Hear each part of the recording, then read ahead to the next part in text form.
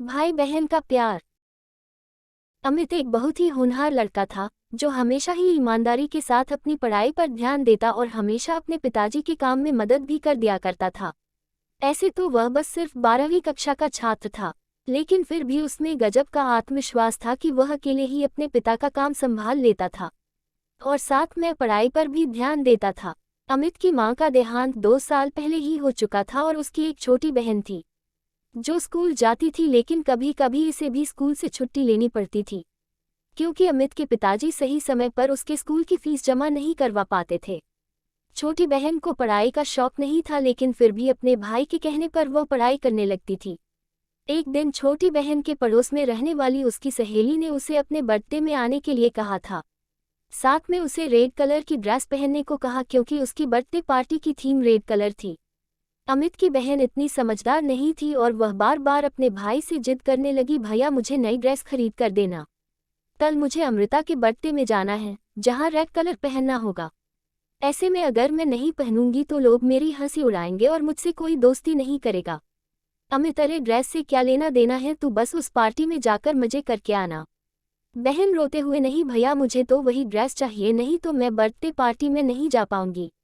अमित अपनी बहन से बहुत प्यार करता था और इसी वजह से उसने अपनी बहन के लिए नई ड्रेस ला कर दे दी जो लगभग 1500 रुपयों की थी और जिसके लिए उसने अपने दोस्त से उधार भी ले लिया था। ऐसे तो वह बहुत स्वाभिमानी था, लेकिन अपनी बहन के आगे वह कुछ भी नहीं कर पा रहा था। अमित के पिताजी, तू अपनी बहन को बिगाड़ते जा रहा है, दिन ब दिन उसकी ख्वाहिश बढ़ती ही जा रही है। देख बेटा, उसके अंदर भी तो यह समझदारी होनी चाहिए कि वह हमारी मजबूरी को समझ सके। हम इतने पैसे वाले नहीं हैं। ये सब बातें दूर से ही अमित की बहन सुन रही थी और उसे ये सुनकर अच्छा नहीं लगा कि उसके पिताजी ने उसे कुछ भी देने से मना किया और उसे समझदार होने की बात की है। उसके हिसाब से तो वही सबसे समझदार लड़की थी। उसने अपने पिताजी और भाई की मजबूरी को भी सुनते हुए नज़रअंदाज कर दिया था, क्योंकि उसे तो अपनी मनमर्जी का हर वह सामान मिल जाता था जो वह चाहती थी। अमित दिन भर अपना काम करता और रात में पढ़ाई किया करता था। वह अपनी पढ़ाई को छोड़ना नहीं चाहता था।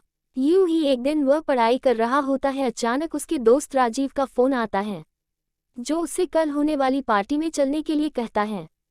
राजीव, अरे चलना यार, वैसे भी तू रोज रोज काम करता है, कभी हम दोस्तों के लिए भी समय निकाल लिया कर।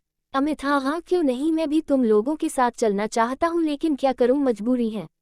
मेरे पास तो पहनने के लिए अच्छे कपड़े भी नहीं हैं और ना ही मैं अपने पिताजी को ऐसी कोई ख्वाहिश करना चाहता हूँ ताकि मेरे पिताजी परेशान हो जाए।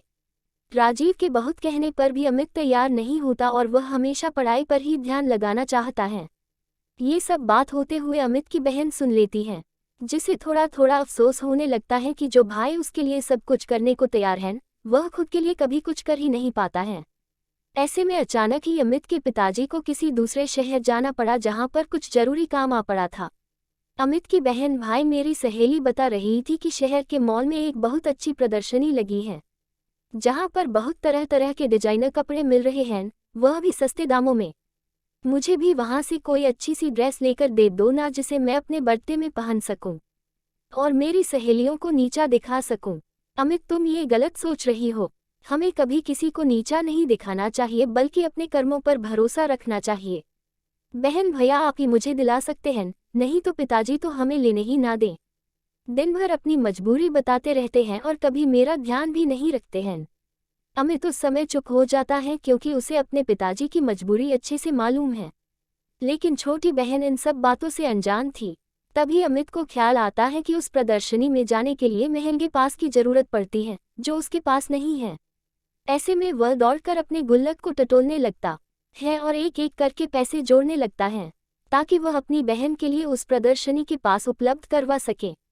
ये सब देखकर अमित की बहन का कलेजा फट पड़ता है और उसे जोर से रोना आ जाता है। उसे रोता हुआ देखकर अमित दौड़कर बहन के पास जाता है। क्या हुआ, तुम इस तरह से क्यों रो रही हो? बहन रोते हुए, आज तक आपने हमेशा मेरी खुशियों का ख्याल रखा, हर वह चीज़ मुझे दिलाई जो मैं मांगती रही, लेकिन कभी भी मैंने आपसे यह नहीं पूछा कि आखिर आप इन पैसों का इंतजाम कहाँ से करते हैं। लेकिन आपको एक एक रुपये जोड़ते देखकर मुझे बहुत दुख हुआ कि आप मेरी खुशी के लिए इतना कुछ कर सकते हैं, लेकिन मैं हमेशा स्वार्थी बनी रही। अमित, अरे इतना सोचने की जरूरत नहीं है, आखिर मैं तेरा बड़ा भाई हूँ, मैं नहीं करूँगा तो कौन करेगा। बस उसी वक्त अमित की बहन दौड़कर अपने बैग से एक चीज निकाल कर लाती है और अमित की आंखों में हाथ रखकर कहती, मैं आपके लिए कुछ लेकर आई हूँ। इस बात से अमित चौंक जाता है और जैसे ही वह अपनी आंखों से बहन का हाथ हटाता है तो देखता है उसकी बहन उसके लिए एक सुंदर सी शर्ट लेकर आई है। अमित आश्चर्य से, ये तो बड़ी महंगी लगती है, पर तुम कहाँ से लेकर आई?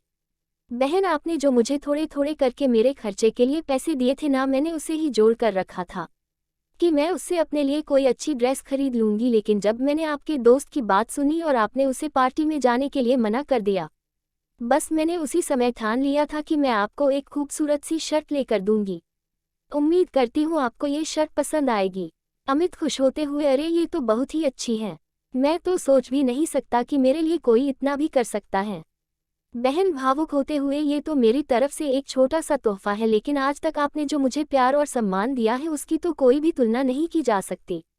अब मैं हमेशा आपका और पिताजी का हाथ बटाऊंगी और कभी भी फिजूल खर्च नहीं करूंगी। वह बात सही है, जितनी चादर होती है हमें पैर भी उतना ही फैलाना चाहिए। बहन की समझदारी वाली बातों को सुनकर अमित की आंखों में भी आंसू आ जाते हैं और तभी पिताजी वहां खड़े होकर उन दोनों को देखने लगते हैं। अब पिताजी की आंखों में भी अमित के साथ साथ बहन के लिए भी गर्व के भाव आ जाते हैं और वे दोनों बच्चों को गले से लगा लेते हैं। कभी भी लाइफ में किसी के लिए कुछ बड़ा प्लान करने के बजाय किसी के लिए एक छोटा सा प्रयास भी बहुत मायने रखता है। किसी के लिए एक बड़ा महंगा उपहार खरीदने के बजाय किसी के साथ 2 पल बैठकर उससे बात कर लेना भी एक बहुत बढ़िया उपहार होता है। लेकिन बदलते दुनिया और इस जीवन की आपाधापी में हम इतने मशगूल होते हैं कि किसी को अपना समय भी नहीं दे पाते हैं। जीवन में सबसे जरूरी 4 लोगों के साथ अपना समय बिताना और उनके सुख दुख में शामिल होना, यही तो जीवन है, इससे इत्र और कहीं जीवन थोड़े हैं। बस काफ़ी लोग इसी खूबसूरत और अनमोल रिश्ते को सहेज नहीं पाते हैं।